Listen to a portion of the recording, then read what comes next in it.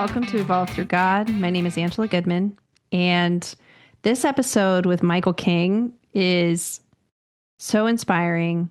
He is an executive coach. He is a former pastor. He is a recording artist. I had the opportunity to meet Michael at an event in April, and I loved every second of it. He is an incredible speaker. He's a great friend, and I'm excited for you to listen to his story. Welcome to Evolve Through God. My name is Angela Goodman.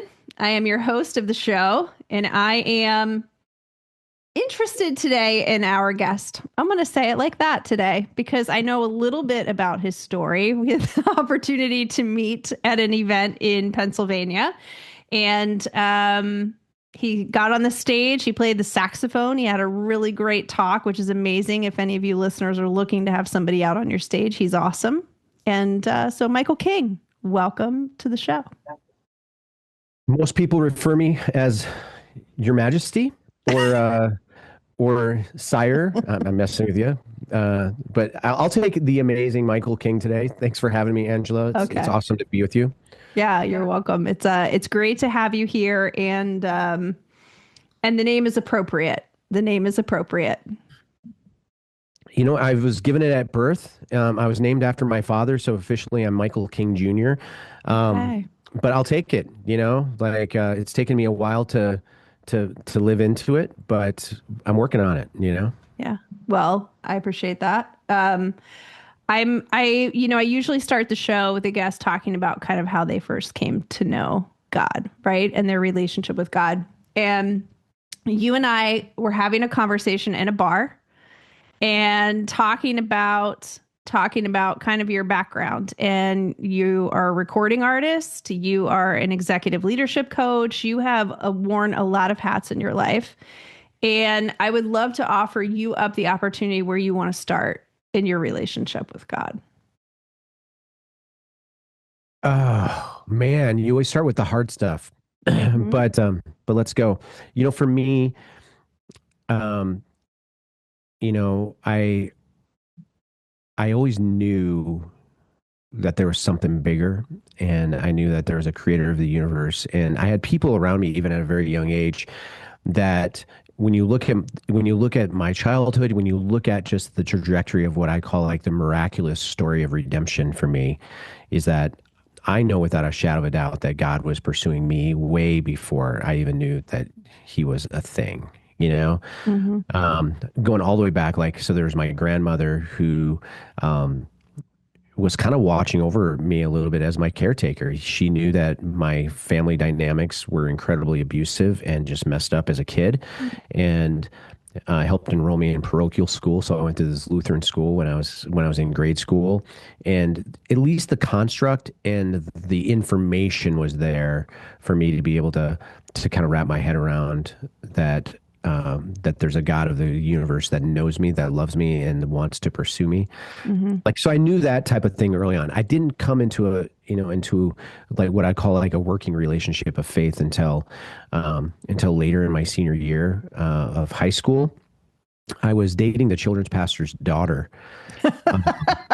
from the Assembly of God church in town. You know, like we had been best friends. She was the love of my life, and her mom basically told me that that if I went to church with them on Sunday nights, that I could date their daughter, and I ended up joining the worship team because as you know, I'm a musician, I'm a saxophonist, you know, so I'm like, I get to play with a rockin' band at church. That sounds fun. Like, let's do that, you know. And just in a miraculous turn of events, like I ended up being a sponsor or a youth leader that went to the youth conference. Like my senior year, they asked me just to kind of chaperone. I wasn't a part of the youth group, but they just wanted a little bit of an older leader to help out with the trip. I went, and there was an evangelist by the name of Steve Hill, and he was speaking. And then there was this worship band from the college that I would eventually go to that was leading worship. And they gave this altar call, and I remember kind of like being a little bit embarrassed because I knew that there were students in our youth group that I'm supposed to actually be the leader of. Mm-hmm.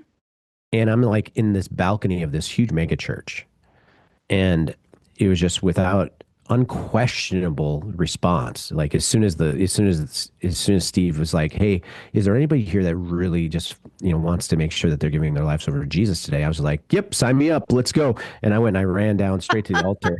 In the meantime, I'm looking back, after the fact, and there's just a bunch of people going, "Wait a minute, one of our leaders like literally just got saved, like at this event." And that was the beginning of what I would call like,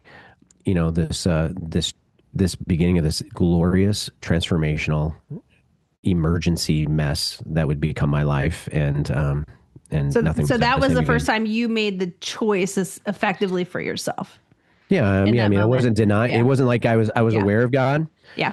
and I wasn't denying him, but that was the moment when I was just like saying, "Okay, cool, yeah, you're calling me to something here, and you're also calling me to a personal relationship. First time in my life, I feel like maybe I have a sense of purpose. All right, cool, sign me up, let's go." I love it. I love it. So then you leave that moment. You leave that moment and what falls into your heart after that? It was pretty weird. Like, I was supposed to go to the army band. I had enlisted and I had been accepted into the military band, and I didn't. Did we talk about this at all? By the way, No, no, this is all new okay. territory. So I was supposed to go through MEPS, and I knew that God had called me into ministry, and I didn't necessarily know what to do with it because I'd already enlisted, and um, and I missed my first enlistment date because I was too chubby. My body fat percentage was a little bit higher than what was accepted because I used to be a lot bigger than what I am, now. Now I'm an amazingly stealth 210 pounds. Ready But to take on the world. yeah, but back then I was like I was significantly bigger than I am now, and um and so I missed my enlistment date. So, but they weren't going to give up on me, So Yeah. my army recruiter would show up every single day, take me to the gym, and to get because I had placed incredibly high within the military audition structure, and Mm-hmm. so I mean, so I was going in as an E8, and if you know anything about ranking, No, that's not the bottom. You don't that's start not the there. bottom. Yeah. Yeah, Yeah. and so, well, he worked out with me. I got below, my body fat percentage, so I could go off to basic training and all this stuff. And then one day, I get this phone call, and Bill Clinton had done budget cuts in the military, and so the spots for me to be in the band were no longer available, but they would still allow me to come in as a cook. And so they gave me an out. They were like, You if had a you want, choice. yeah. So now I have a choice because the job that I was assigned to wasn't there anymore. So I went off to Bible college with where my girlfriend slash fiance was headed to, and I jumped into that experience of going headfirst into a Pentecostal Bible college and experiencing miraculous things through what we consider like nowadays. It was almost like a revival type environment, Mm-hmm. leading worship at youth camps and being a part of bands, growing as an artist, growing in my theology, growing in my love for God, getting a record deal, traveling the world, playing with some of the world's biggest artists as a studio musician, but also as a recording artist myself. And fast forward to 2009, I land in Omaha area, Lincoln, Nebraska area, being a recording artist in residence at a church, becoming an executive pastor, which would soon become one of the fastest growing churches in the country.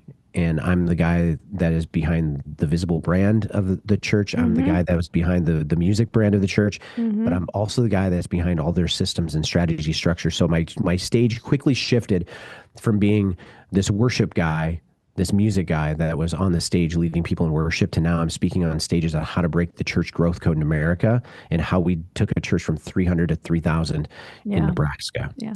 And Well, things I have a changed question. pretty I have a fast. question for you. So I know this is going to circle you back pretty far, but you mentioned that you knew when you were going into the army that you felt called to the church.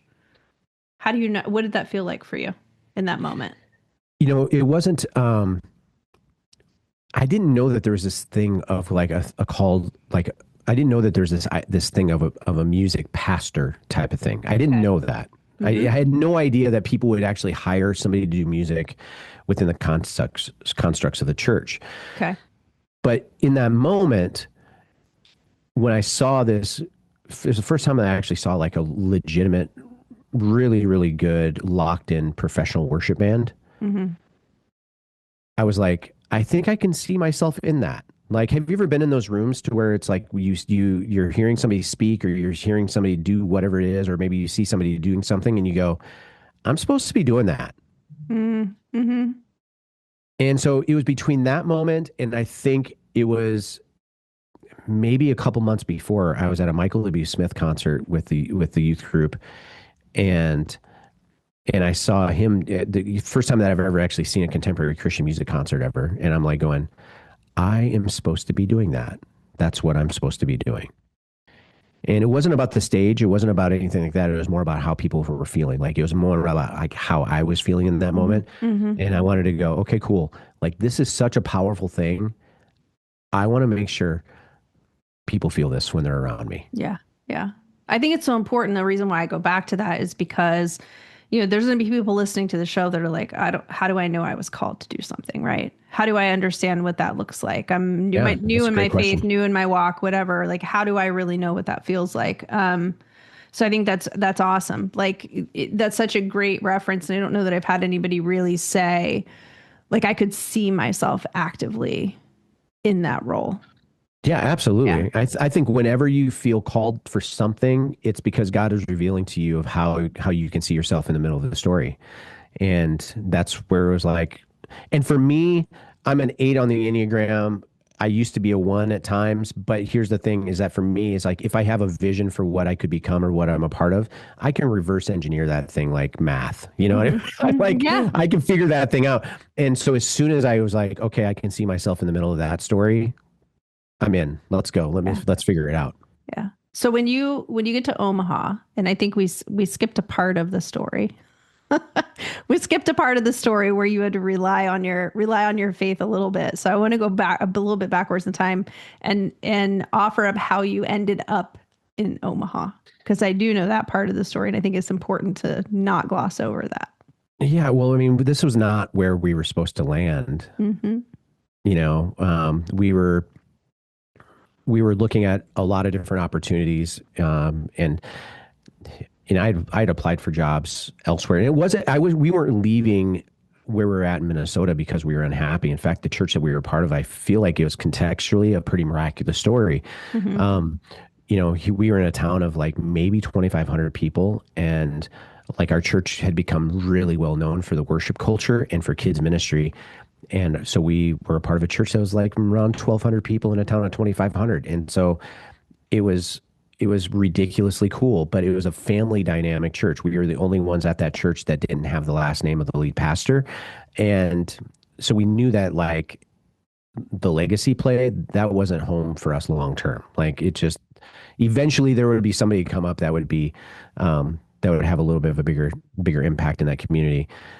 So we started to seek out, what's next. And so my worship band, the band that I was leading was a band called Breathe Deep, and we just signed a record deal. And so we had the opportunity where we were going to like move to Nashville, take an artist in residency type of thing, and that's kind of where we wanted to go. But at the very, very last minute, like after everything was said and done, things fell apart and the opportunity disappeared because of something happened at that church. I don't really necessarily know all the details of it, but Mm-hmm. we found that we had to kind of start reaching out and saying, "Hey, listen, we're in a little bit of an emergency situation here." So this church invited us to come to a night of worship, and so after that night of worship, the lead pastor and the board kind of came to me and they said, "Hey, listen, whatever that was that church in Nashville is going to do for you, or whatever it takes to get you here, we feel like you're supposed to be here with us. So let's figure it out." And to be honest with you, we were a little bit weirded out. The culture of the church was very, very strange, Mm-hmm. but we knew that the lead pastor, at least we thought that the lead pastor was a good person. He had a good vision. He was relevant. And he had a pretty big vision. He said that he wanted me to come and help create kind of like the Hillsong of the Heartland type of thing, before the word Hillsong was a weird word. Um, Amazing, right? Like how things change so fast. Um, but yeah, I think that was the thing. So it was a total leap of faith for us to say, but also it was God's grace of helping us land in a place that would take Yeah, care of us and embrace us. So that's how that happened. that's cool. So you end up in Omaha, you get the opportunity to help grow this church community. And do you find at that point in time, does God start working through you in the leadership capacities on the other side of things? You said you were on stages talking about growth and Yeah, I mean, and that's where it's like, I think still even to this day, I love working with church leaders specifically when they're trying to do a pivot, maybe finding ways that they can make a bigger impact outside of the walls of the church. Because here's the thing is that if you've ever been on staff at a church, you wear so many stinking hats. mm, And you just don't necessarily know how talented you are. You don't know how valuable you are. You don't even know necessarily how your skills translate from the inside that role that you have inside the church that's very, very undefined to how those skills actually translate into the real world. And um and so now it's like for me, I'm the type of guy where if I see a problem that needs to be fixed, I'm all in. And I just happened to always end up being that guy, like to where I was the number two to high capacity leaders within the church context of saying, hey, let me give you structures and systems so we can make your vision come to life. I'd always been really good at that.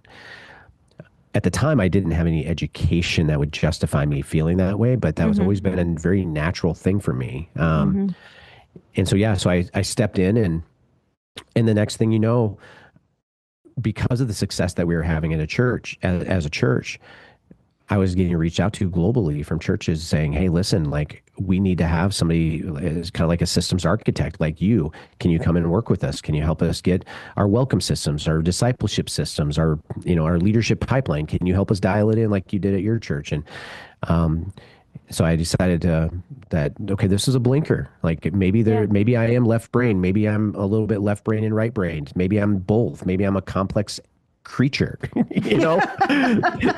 And maybe I'm a weird kid. And and I went in, and so I went and finished out my master's degrees, two of them, um, and the rest is kind of, that was kind of the foundation of what would become. hmm I love it. I love it. So how long did you spend in Omaha? Still here, How long did you spend at the church? almost a decade. So Almost a decade.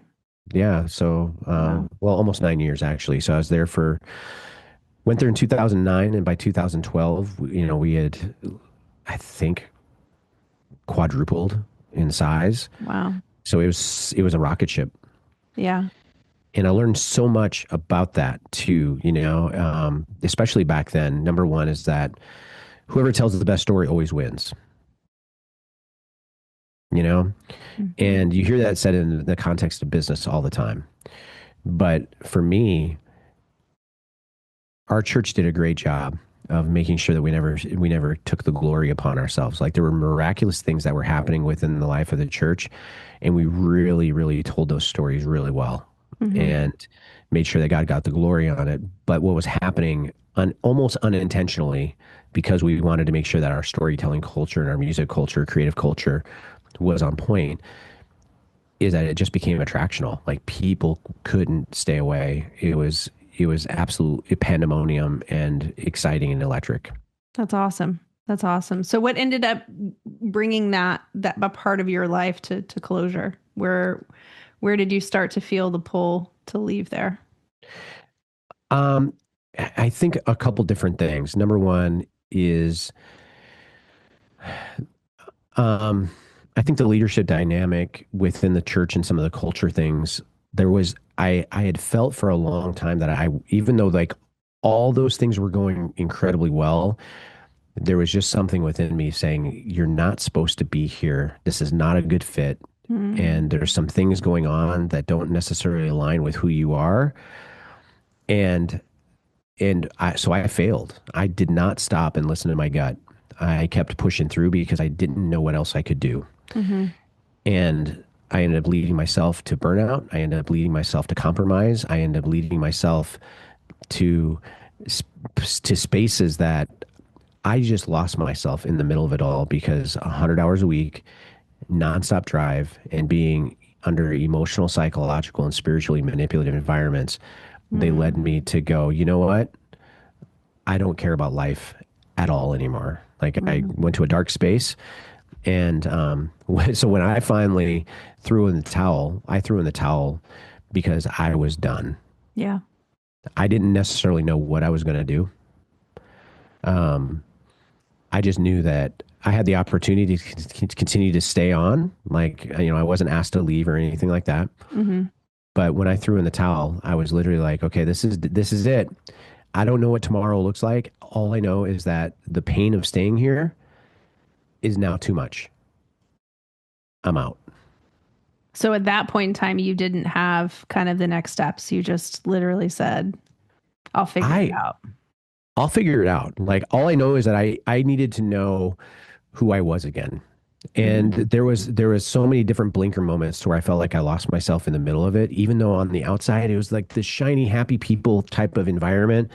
And people looking at me from the outside, they would say, "Man, he's got it all together. Like his Mm. family's great." Nope, it's not. Like I haven't seen I hadn't seen my kids grow up. For those 9 years, Yeah. like it was passing, two ships passing in the night between me and Beth, and not necessarily seeing what was going on with my kids. And I just knew, like, okay, the one thing that God was telling me in the middle of it all was just like, normalize the experience for your kids and prioritize them. I'll take care of the rest. So when I resigned, December 26th of 2017, Mm-hmm. I went to my first adult job interview of my whole life Wow. at a car dealership. Wow. Wow. Yep. And they first told me that they weren't going to hire me because I liked people too much. Because they wanted you to take advantage of them. Yeah, that's really what they said. They're like, well, we'll give it a shot. You might like people a little bit too much for this Wow. thing, but I knew that I was finishing out school, and I had a couple coaching clients on the side to where it's like I Mm-hmm. wasn't necessarily worried about income, but I just needed to have a reset. I needed to be able to kind of like, I wasn't like deconstructing, but I needed to kind of like just deprogram myself, Mm-hmm. Mm-hmm. because the only thing that I knew, I loved the idea of being a leader, but the fact of the matter is that I never really led anything outside of the megachurch world before. Mm-hmm.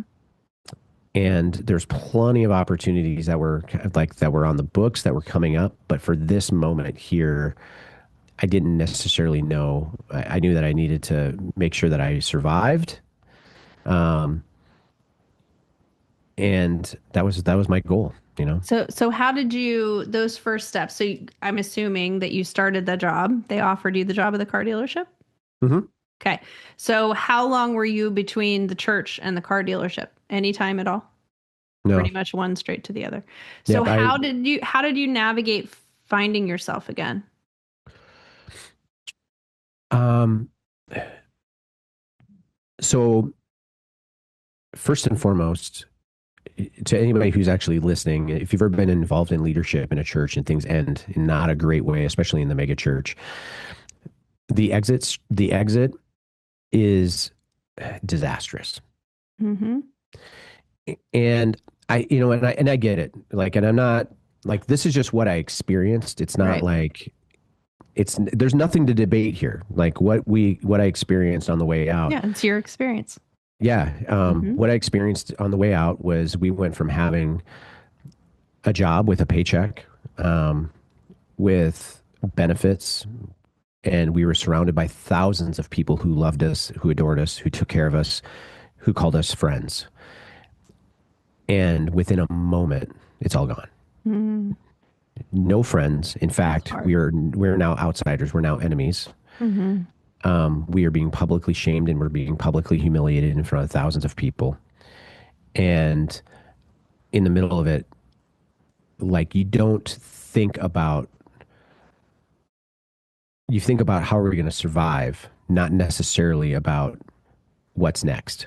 Mm-hmm. You're not thinking about what's next. No. You're literally just waking up going, okay, God, when is this anxiety? When is this shame going to go away? That's the only thing you're thinking about. Hmm. And to be honest with you, I don't even know necessarily if Beth and I were thinking about how can we be better together at this point. We were No, literally, you were in total fight or flight survival mode, yeah, period. That's where absolutely. you were at. So, so within that, but we did, you are the sum average of the five loudest voices in your life. And I really leaned into that idea of like, okay, I need to surround myself with people that I actually trust for once. And so I Hmm. had some good friends that were other pastors in the community, some other leaders, et cetera. So I actually started the process of building my support system to from mentoring. So I had so we started attending a new church in Omaha, and a couple guys that ran next to me and were willing to ask me the hard questions, hold me accountable a little bit, and kind of help me go through a kind of like a healing process. Hmm. And the cool thing about it is that I was working at a car dealership. And it was a big one. It was something where it was like I by month 3 I was car salesman of the month and was on the path to being promoted to being a finance manager. And so I was like I just was enjoying that season. Like I knew that that wasn't Hmm. my forever season, and everybody that worked with me, they were like they're like, this is so strange that you're not concerned about keeping this job. I'm like, I'm not at all. Like, I feel, Yeah. I Yeah. feel great, but like, cause like you're really successful here. You're doing really well. But I knew that there was something else that was coming. I just didn't necessarily know what it was. Hmm. And I was just open to it. But like my main job was literally going, I need to find myself again in the middle of it. I need to surround myself with the right people that I trust because again, it's like there's something about it because like if you've ever felt stuck, you get it. The majority of the reason why you're stuck in the spaces that you're in is because you have all these voices around you telling you who you should be. Yeah. Yeah. And for the first time in my life, I had voices around me telling me who I could be, and that changes everything. Yeah. That's why I asked how you found yourself again, because it can be so difficult, especially with no break from one to the other, right? You're rebuilding who you are internally, what your identities are to yourself. So finding what is actually you is hard. It is, and I think even in the middle of all of that, that's where it's like this conversation is a cool conversation because I don't get to have this conversation a lot. I'm a spiritual person. I'm a spiritual leader. I am madly in love with Jesus. Jesus has never been more important to me in my whole life, but I have really, really big concerns regarding modern evangelical culture. Mm-hmm. Mm-hmm. And and so I feel sorry for people that it's where we're at, like even with our current church that we go to, it's like, hey, I got questions, Yeah. and I'm trying to make sure that I'm a good father to my kids and making sure that manipulation and spiritual abuse and control, that these are not things that my kids will ever encounter ever. Mm-hmm. Because those are things that, like I gave over 20 years of my life to being in the middle of all that. And the reason why I never stepped out of putting myself into a better position for myself and for my family is because I was scared because I didn't know what else could happen. Yeah. You didn't know where you would end up. I thought I was stuck. I thought that this was the only thing that I could do. And so I just had to deal with it. Yeah. And so then you get out, you go to the car dealership, you start to learn who you could be, right? Given that opportunity. So then what happens? How long do you end up staying there? It wasn't long. It wasn't long. I think my car dealership season lasted maybe about a year and a half, but I was only in like a role in which I did sales for maybe 3 months. And then I was probably in the finance manager position for maybe a year. And then, but I let them know when I took the finance manager position, this wasn't going to be a long-term assignment, that I was just literally wanted to finish out my degree. And then I was going to start my business as a full-time coach. Um, and in the early stages, it was like I just wanted to not coach churches. That was kind of the thing is Yeah. that like my roster kind of filled up with churches in the very beginning. And I was like, so I remember when I first hired my first executive coach for me, I was like, man, let's just make it a goal to where it's like I actually break out and I'm not just coaching churches right now. That would be great. Yeah. Mm-hmm. Mm-hmm. Mm-hmm. And And as I started working with the school and got done with my master's programs, the team's methodology was born through this accreditation process, and that would soon become the company that I would launch, and with the main idea of like, hey, let's start a coaching thing that's really built around high performing executive teams. Mm-hmm. Let's make sure that people never have to be a part of a bad team again. Let's make sure that people actually enjoy the team experience. That sounds like a really awesome thing. Yeah. Caught on and started speaking at conferences. And it wasn't long before I had a couple of Fortune 500 companies that I started to work with, and I'm good at it. And if you're good at it and you show up, what I recognize is in those spaces, you don't necessarily need to have a marketing plan as long as success is your rudder. Yeah. Yeah. That's so true. And it spread like wildfire. And so I'm so thankful and so grateful. But it all came with that point. Again, like when you experience that point of experiencing pain at a level to where you got to change. And so sometimes it feels foolish, but sometimes it's divine. Yeah. So that's a great brings up a great point. So at what points in your life, and maybe it's been later rather than earlier, but at what points in your life have you ever really had your faith called into question? Daily, Yeah. you know, I think because I think that's the nature of faith, Mm-hmm. is that, even just going back to like the expression of faith and the faith that Jesus knew and the faith that Jesus loved is that he calls us to ask questions. He calls us to actually embrace the idea that maybe there's tension that doesn't necessarily make sense in the here and the now. Mm-hmm. And so if you're not asking questions, your faith isn't alive. And so for me, but me asking questions to the place of me walking away from my faith in the Son of God and the faith of Jesus, no, not even close. I've experienced too many things that are miraculous for me to ever question whether or not this is a real thing or not. Yeah. So I'm thankful for that. God's good with miracles. I know that. I'm Yeah. living one. Yeah, absolutely. So do you ever how much are you able to incorporate faith into your coaching now, into your business now? That's a good question. I think like, because you're never going to work with me as a coach and feel like I'm pushing my faith on you. You Mm-hmm. never will get that from me. Mm-hmm. But every single moment of every single minute, you're going to work with me. You're going to realize that there is a deep well here, and there is something significant going on in my heart and in my soul that's directly connected to the creator of the universe. Yeah. You're going to always know that with me. And I work with people from significantly different faith backgrounds. And here's what I know is this. I think in the church story, we've gotten it wrong a little bit, because when you think about it, conversion has always been a dynamic of a celebration of a metric of success for churches. Mm-hmm.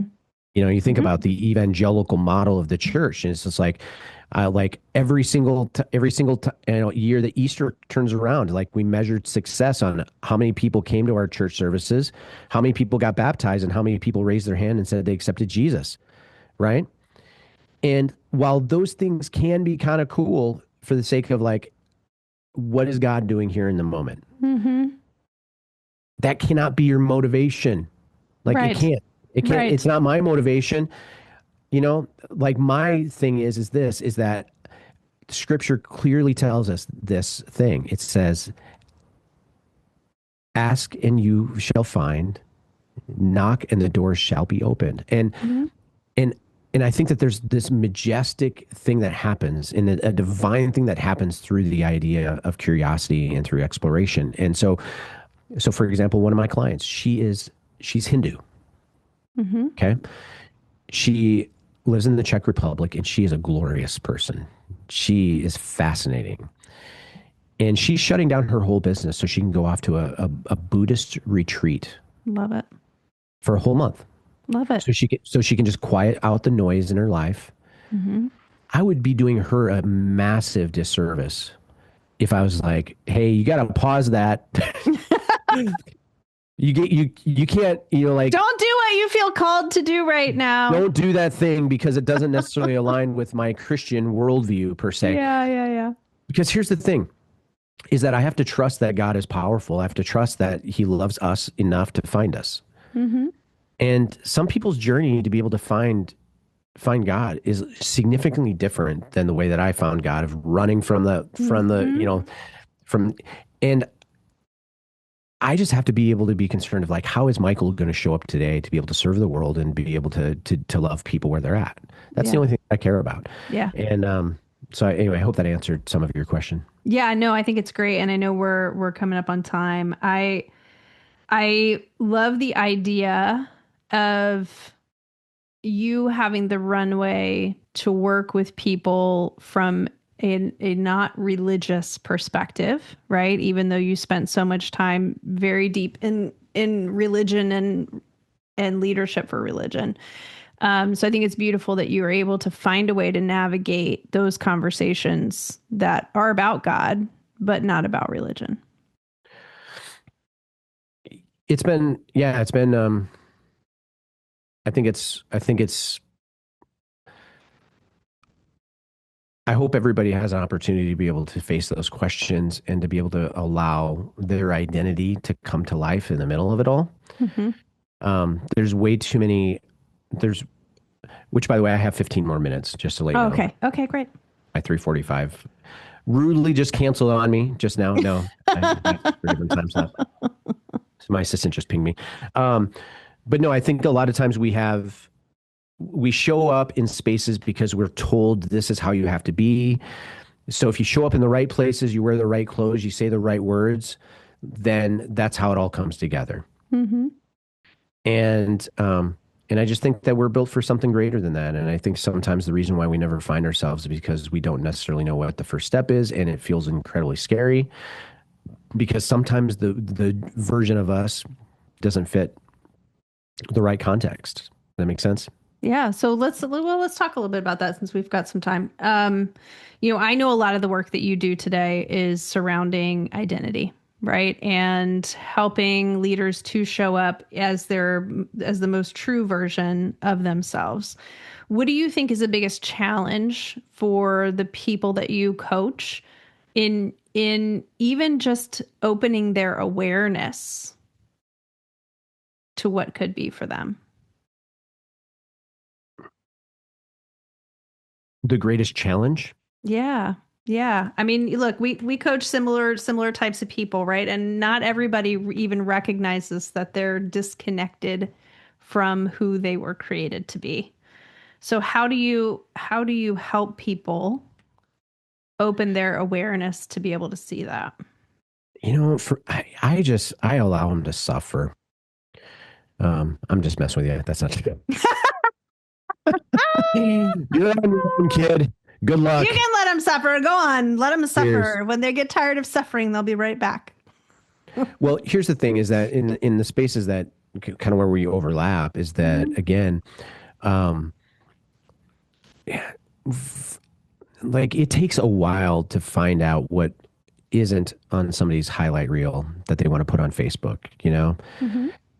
Is that and where you found me at is something you heard me talking about a message that I don't really get to talk about a lot. Mhm. It only gets talked about in intimate spaces, but it's just the idea that authentic identity is your last competitive advantage. Mhm. And because be able to really make a big difference. Now, within this, leaders typically want to start off in strategy mode. They want to start off with moving the needle, and they're really impatient. Mhm. Typically by the time that people end up on my calendar, it's like, okay, like I had a new client that started today, and it was hilarious. Like, they kind of went through the process and they talked to some other people, and they went through a discovery thing, and then they ended up on my calendar. And it's like day one, and they're just like, all right, cool, tell me your secret sauce. Let's go ahead and just unload it right now here today. Like, I want to know how I can grow my business or become a millionaire within the next 2 weeks. Let's go. And Yeah, drop that identity of performance and you'll have a shot. absolutely. And I'm like, here's the thing is that before we ever get to strategy, we have to really unlock authentic identity. Mhm. And So I take people through a process in which we ask some hard questions. We live life a little bit together to really find out what this is. Because again, because without authentic identity, you can't build a vision for anything. And I think that's where, especially right now, there's no better time for you to show up as your authentic self than in a world that is rapidly trying to embrace AI. Mm-hmm. It's like, are you kidding me? Like, what an amazing opportunity for Angela Goodman to show up today with all of her badassness and everything that you truly, really are here today. Because guess what? You're a gift. And if you don't show up as your true self with the scars, with the blessings, with the battle wounds, etc., somebody is going to miss out Mm-hmm. because you can't build vision on something that's not real. Like I was meeting with a client earlier today, and she's brilliant. She's going to be so good. But she was like, we were kind of going through some of her communication strategy, and she says to me, she goes, I was really afraid to start what I felt like I was called to do before I went through this process. Because now what the process where she's at is that her job is to write down the 10 biggest pains that she ever went through in her life. Mm-hmm. And then to write down the 10 biggest lessons that she learned. Mm-hmm. And now as she started to kind of go through that, she realized like, holy cow, this is my book. Yeah. And I'm like, absolutely. Absolutely. Like this is the thing, because like you can't talk about these things unless you actually know who you really are. Mm-hmm. And even like you, if I came to you and I said, Angela, tell me your 10 biggest pain points and your 10 biggest lessons you learned from them, I'm going to know so much more about who you really are Yep. by reading through that. And to see somebody step into their bravery circle, to step into their knowledge circle, understanding that their life experiences aren't scars, but it's treasure. Mm-hmm. Come on, let's go. Like, Yeah. that's amazing. Now, the reason why we don't do that stuff is because we're afraid of the noise that's going to come from the periphery, you know? Well, or we don't see it as a big deal. I mean, there have been plenty of clients that I've worked with that are like, that's just ordinary. Doesn't everybody go through that? Doesn't everybody have that issue? I'm not the only one. It's like, no, no, your combination of issues is unique to you. Hmm. Yeah. Yeah. No, I mean, like if I'm working with somebody that's, you know, like I got I'm so sarcastic on LinkedIn, by the way. LinkedIn outreach culture. Like I literally should just take a screenshot of my snarky little comments that I shoot back to people that decides that they're going to friend me for the moment and then pitch me the very next moment. Oh boy. Or not even friend you at all and just pitch right away. Yeah, absolutely. So Mhm. I think maybe I will start that. Maybe there's an active screen share feature or something that like we can take of my little snarky comments to where I shoot back people, because like if they pitch me on day one, Yeah. it is no holds barred. I am going to unlock and unleash on you. Like Yeah. it's Yeah. and so I had this gal reach out to me, and she was like, "Hey, thank you so much for accepting my networking request. So great to connect with you in this unified space." Um, and then she described what she did. She goes, the space that I'm in is I take high performing executives who get burned out on their job, and I turn into the best executive coaches on the planet. I would love I would love to kind of coordinate with you, because maybe there's somebody anyway. So like as soon as she said that, I was like, oh great, so you're bringing more unqualified coaches into the planet. That's fantastic. Yep. Yep. And so a lot of the people that I get to work with, like we take our process really seriously. I want to make sure that we're dealing with people who absolutely love people. Like even if you're an entrepreneur or solopreneur, et cetera, I like the thing that I want to make sure that you're able to submit to a process. Like I get that. I want to make sure that you're willing to be educated. Like if there's a certification that Mhm. I can help you get, like by all means, like I think all those things, the constructs for me to be able to help you actually aim your talent is so Mhm. important. Mhm. But the biggest thing is like, do you love yourself and do you love people? Because here's the thing is that chasing money is going to make you go bankrupt, Yep. but chasing impact and chasing transformation, I'm all in. Let's go. Yeah. Yeah. So good. So good. So tell me, how can the listeners find you? Where we obviously know you're on LinkedIn. What are you on LinkedIn? And by the way, don't pitch him right away if you don't want Don't to pitch start me him right out. away. You know what? Go to, here's the thing. I want you to go check out my website. It's michaelkingjr.com, Got it. because the reason is because what I do differently outside of just coaching leaders is that I'm known as the kind of like this crossroads between creativity and strategy. So we have new films that we drop every month in which we take my recording industry background. We write really cool songs that combine it with a micro keynote moment. And I would love for you to check out the videos that we put out. And even for a team environment, play my videos in your team meetings, because we just launched this one called Authentically Me that's about So good. finding yourself in the middle of an AI world. And so that one's kind of important to me right now. So yeah, so check that out there. But yeah, find me Michael King on LinkedIn, Michael King Jr. Official on Instagram, and all the other channels as well. I love it. Anything else you'd like to share with the audience before we sign off today? I think I'm satisfied. Are you satisfied? I'm good. I'm good to go. Is there anything else? No, not right now. Some people always like the question of like, what's the final words of wisdom that you have? Yeah. I don't do any of those. I don't do any of those questions. I don't do any of those questions. Yeah. Hopefully I asked you for your words of wisdom during the time we spent That's together. what I was like That's my going. goal. I think we gave good stuff, but I think again, like going back to like everything we kind of talked about here today, authentic identity is your last competitive advantage. And if you're not leaning into that, find out who you are before you do anything else. Amen. Amen to that. Well, thank you so much, Michael, for showing up today and for sharing your relationship with God with the listeners. And thanks everybody to listening to the show today, and we'll catch you on the next episode.